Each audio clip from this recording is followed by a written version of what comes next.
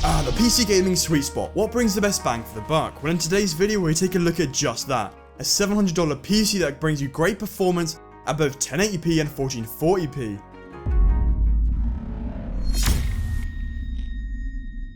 Anyway, there are a few things you should know beforehand. This PC does not include an OS, mouse, keyboard, monitor, or things like that. This is just the PC and not the entire setup.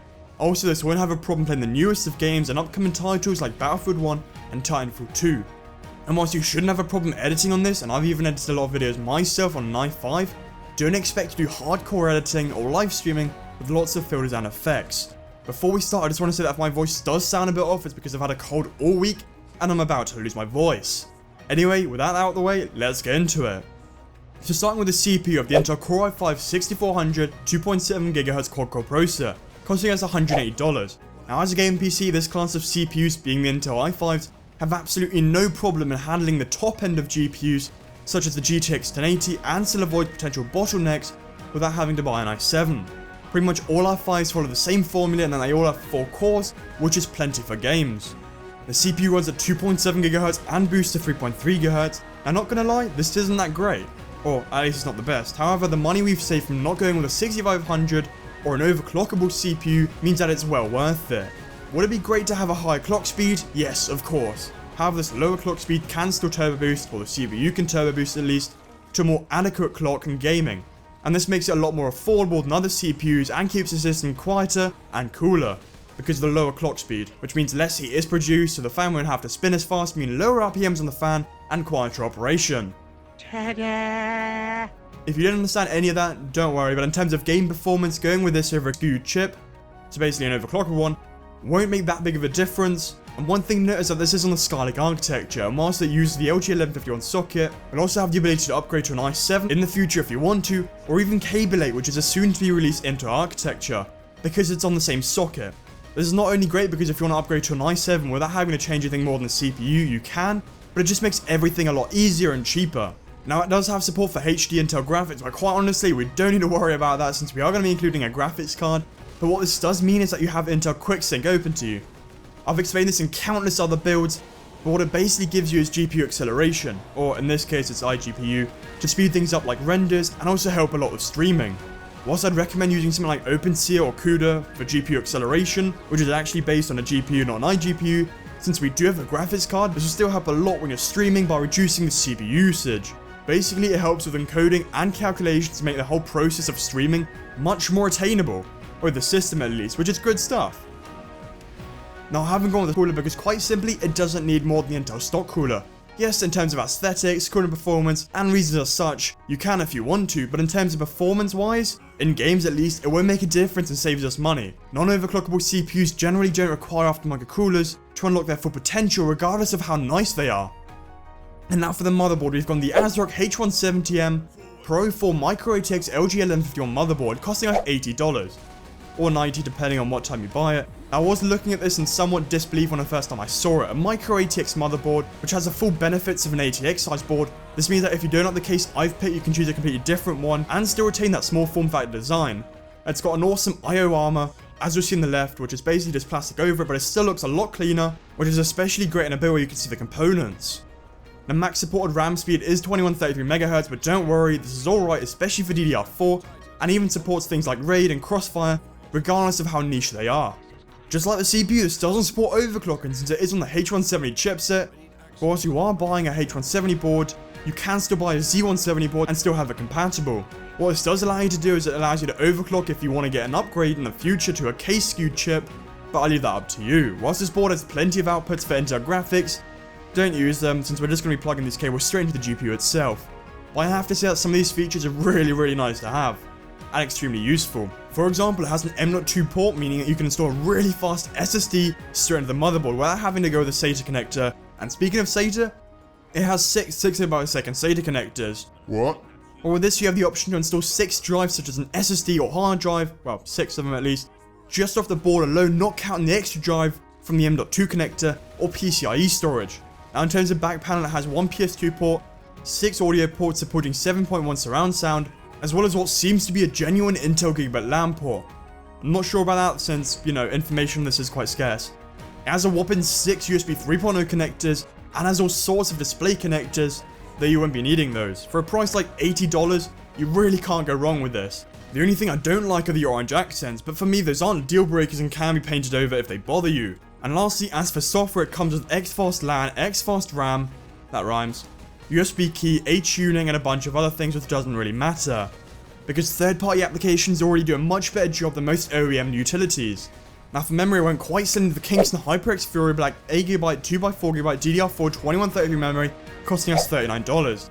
Not really much to say, other than this is a really nice set of RAM, but yeah, it does look nice, as the same type which I actually use on my system, and well, 8GB is going to be enough for gaming, decent video editing, and plenty for live streaming. You do have the option to add another kit in the future to make video editing much smoother, but it's certainly good for the price, especially when you consider that normally you'd be getting these horrible looking kits at that price point.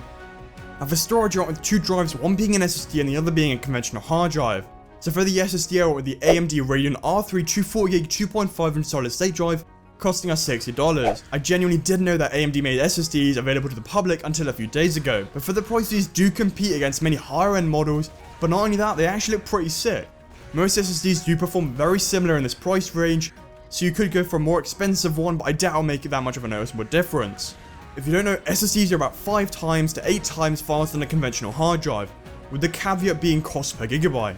It's certainly gone down, but this isn't for mass storage. Instead, you can install a couple of games, all your applications, and even Windows onto here. This means that everything will boot and load much quicker, and the difference is night and day. But this leaves you without a lot of storage. So for this, I've gone with the Western Digital Caviar Blue 1TB 3.5-inch 7200 RPM internal hard drive, costing us $48. This drive has around 4 times the capacity as the SSD we've chosen, and this is where you'll store the majority of your games, as well as other things like gameplay, general files, as such. This combination of an SSD and a hard drive is extremely good, but it is an excellent balance between speed and capacity at an affordable price.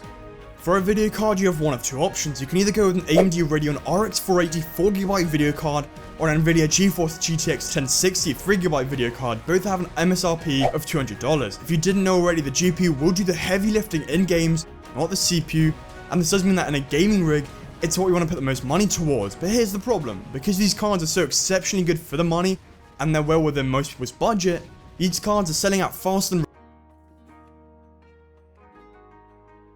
But seriously, if you have the chance to pick either of these two up for $200, then I really urge you to, because in a matter of minutes these things will be sold out. There are a few things to note though. If you've got the option to choose between the two, I would have to go for the RX 480 4GB model. You're probably looking at me all now really confused, and that's for good reason. Both GPUs support their own technology, which is comparable to each other for the most part. You have Raptor game recording, though I do prefer Nvidia Shadowplay, CUDA vs OpenCL and OpenGL, G-Sync vs FreeSync, DSR, allowing you to upscale games to a non-native resolution of your monitor, i.e. 1440p on a 1080p monitor, virtual reality and surround gaming or multi-monitor setups. Here's the thing though, the DX11 API is the most commonly used one at this moment. Nvidia's proposal of the GTX 1060 is faster, about 10% normally. That's the 6GB model, not a 3GB model, than the RX 480. Though we don't exactly know about how much yet, since the 3GB model and the 6GB model have different specs. Yes, you heard me right, so if the 1060 3GB is getting better frame rates than the RX 480, why go for AMD?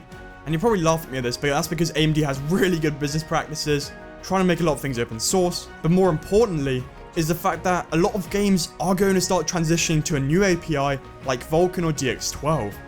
And if you look at the benchmarks of the 6GB model for the GTX 1060, it is similar to the 980 in terms of performance, compared to the RX 480's 970-like performance. However, the 3GB of the 1060 model isn't going to be as good as the 6GB model. It'll feature less CUDA cores, text units, lower teraflops of compute performance, and that's all we really know at the moment. By the time of this video releasing, we or I don't exactly know the performance of the 3GB model as such. But it seems that if you want better performance now with cooler temps and a lower power draw, the 1060 is your go-to one. However, for the sake of DX12 and Vulkan, I expect great things from the RX 480, especially as the catalog continues to grow exponentially. And for the case, it's more of a personal thing, but I think I found the one. Now for $50 you can get a Deepcool DUKASE V2 ATX mid-tower case, and compared to what other cases offer at this price point, this one looks the part and is extremely respectable. Its features are nothing to run home about, but this is an ATX mid-tower case and features 2 external 5.25-inch bays, as well as 3 internal 2.5-inch and 3.5-inch bays for your drives. This case has a hidden compartment for the PSU, which is excellent, and has TIOS for cable management, much like the more expensive cases. It also comes with USB 3.0 ports, extra screw-offs and standoffs, as well as a decent fan at the back. It is a really nice looking case which doesn't break the bank. And lastly, we have the PSU, or power supply. Now for this I decided to go with the Corsair CXM 450W 80+ bronze certified semi-modular ATX power supply, costing $50. Now this one gets a lot of high praise and seems like 450 watts will be still plenty for what we're using it for. And TDP equates to roughly the maximum usage or power draw, so with this in mind, this system will take about 310 to 380 watts, meaning that our 450 watt PSU will still be more than enough even after you've added a couple of devices. And whilst 500 watts is recommended by AMD, they're just covering systems which are also more demanding, so this will do. Plus this one is semi-modular with an 80+ bronze rating, nothing major, but the cabling does look pretty good. No more ketchup and mustard cables, just black ones which fit nicely into our build. That and the PSU is really reliable. Anyway, thanks for watching. Unfortunately, I'm not going to show any benchmarks like I normally do because AMD still needs to sort out their drivers, and the 3GB model of the 1060 still hasn't been tested yet. That said, I will include links down below in the description of the current performance of these cards, but if you like this video and found it helpful, do give it a thumbs up and share it with your friends, if they're looking to build a system like this. Gamefly.com has over 8,000 new releases and classics available to rent for the Xbox One, PS4, and a bunch of other systems. As a Gamefly member, you can rent even the newest release such as Doom, and upcoming titles such as BF1, Titanfall 2, and Infinite Warfare for a low monthly fee. If you like a game so much you don't want to send it back, you can keep it for a low used price, and there are never due dates or late fees. Gamefly is great for playing single player driven games, as you can just rent them for a fraction of the price, and then just return them. Sign up for a premium free 30-day trial using my affiliate link down in the description below. This is seriously the best I could do for this price range, and so I'll see you in the next one. This has been Proto, adios! Back from the dead.